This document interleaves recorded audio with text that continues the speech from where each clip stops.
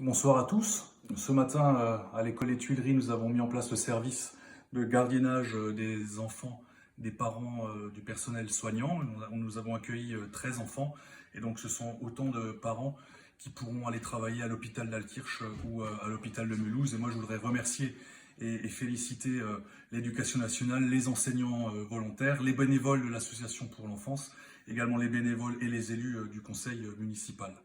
Je voulais aussi vous dire que l'hôpital Saint-Maurent d'Altkirch est pleinement mobilisé dans cette lutte contre le virus, puisque nous avons une unité Covid-19 de 24 lits, et donc nous avons 24 patients qui sont soignés chez nous à Altkirch actuellement pour ce virus.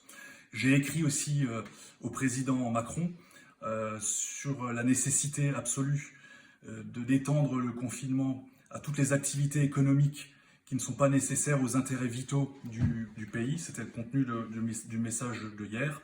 Alors, j'ai pas vraiment beaucoup d'espoir que ça donne quelque chose, mais simplement, qui ne tente rien à rien. Et j'avais un maître qui me disait qu'il faut mettre beaucoup d'utopie dans la marmite parce que ça réduit à la cuisson.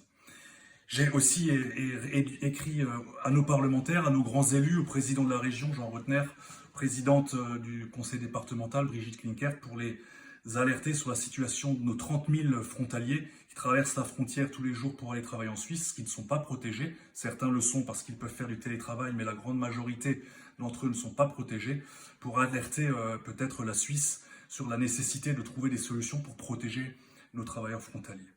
Et puis pour finir, je voulais m'adresser à celles et ceux d'entre vous qui sont malheureusement atteints par la maladie.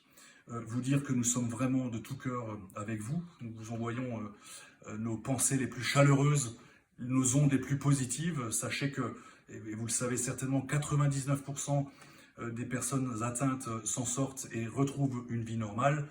Pour le pourcent qui reste, c'est plus compliqué, mais ce que je vous demande, c'est de garder le courage et garder l'espoir, surtout, c'est très important. Merci à vous, très bonne soirée.